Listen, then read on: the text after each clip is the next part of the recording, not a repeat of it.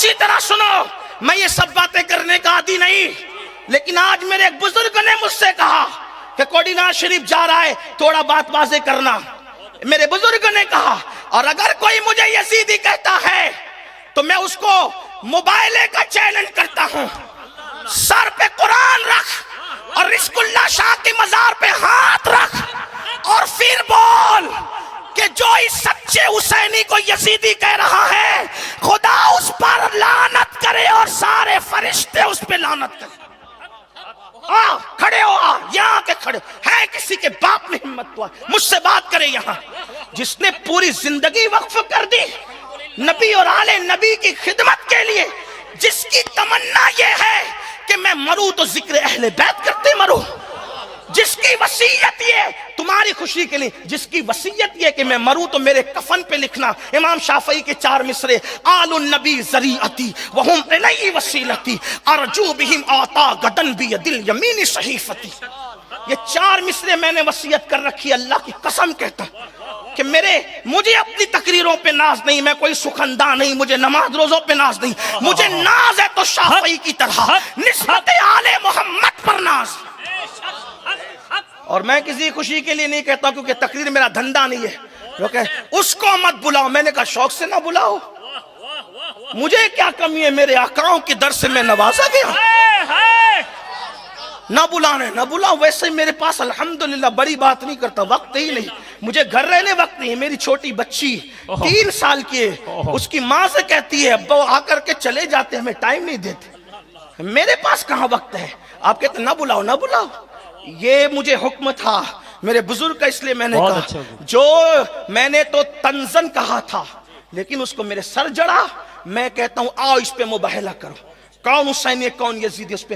حالانکہ میں الو چلو آلو چالو کے سامنے، پپو چپو کے سامنے تقریر نہیں کر رہا تھا، میں استاذ العلماء غزالی زماں، غزالی دورہ، علی کا بیٹا حضرت علامہ غلام غوث علوی کے سامنے تقریر کر رہا تھا۔ وہاں پر علماء مشائخ کم نہیں تھے، سادات کم نہیں تھے، تمہیں سمجھ آئی ان کو نہیں آئی، بلکہ حضور علوی صاحب سے میں نے کہا کہ آپ خطاب کرے کا میرا پورا وقت میں تجھے دیتا ہوں۔ یہ موجود تھے، علامہ موجود تھے۔ مجھے یہ بھی پتا چلا کہ اس کا بہانہ لے کر لوگوں نے میرے نسب پہ بھی تان کیا، میں نسب پہ بھی، میں کبھی اپنے نسب کا اعلان نہیں کرتا، کہیں جاتا ہوں تو کبھی نہیں کرتا، کیونکہ میں ذات منوانے نہیں نکلا، میں اللہ کے دین کے نہیں نکلا ہوں، میں نہیں کرتا۔ اور نہ میں نے کبھی یہ کیا، میرے بڑوں نے کہا چھوڑ، ہم اپنی سیادت کے جھنجھنے بجانے والے لوگ نہیں ہیں، ہمیں اس دور سے ہمیں کیا لینا۔ جو قوم موجودہ دور میں مولا علی کی سیادت کا انکار کرے، ہم اس سے اپنی سیادت بنوائیں گے، ہمیں کیا ضرورت ہے، یہ ایسا پرفتن دور ہے۔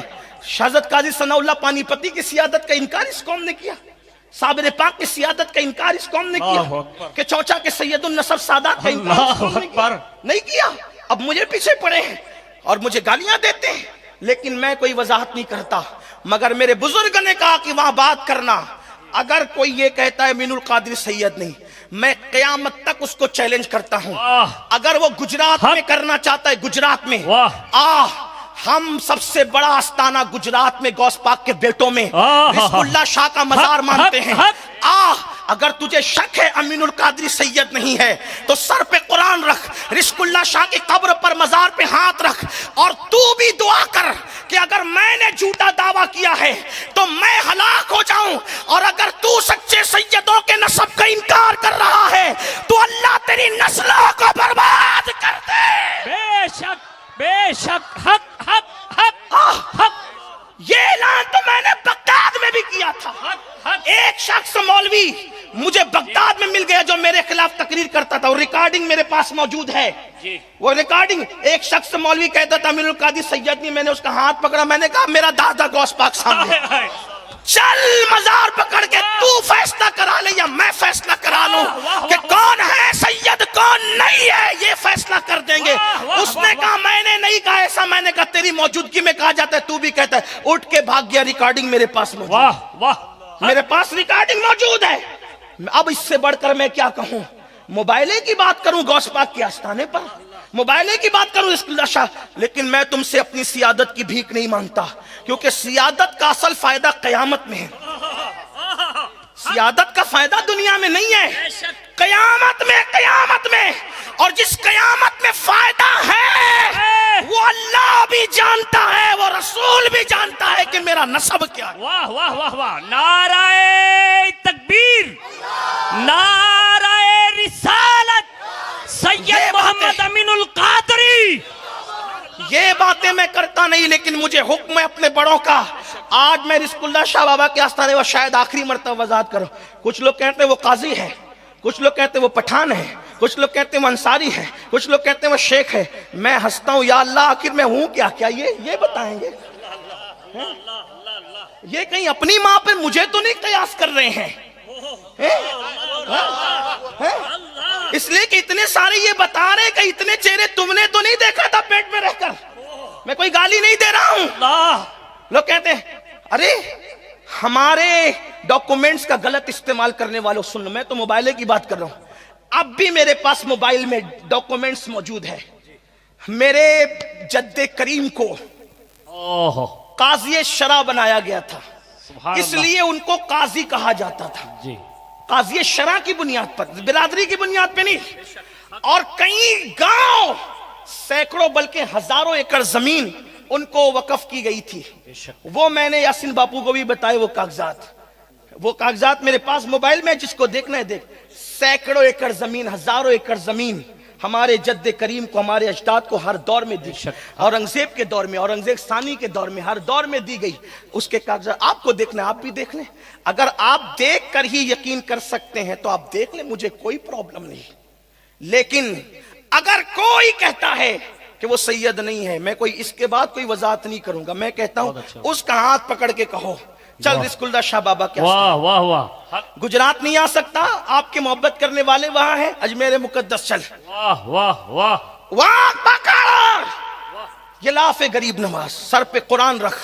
اگر ہم نے جھوٹی سیادت کا دعویٰ کیا ہے تو ہم پہ لعنت کر، ورنہ ہم تجھ پہ کریں گے، پھر دیکھنا اللہ لعنت کس پہ برسا۔ موبائل اگر یہ کہے کہ اجمیر شریف میں بھی تیری محبت،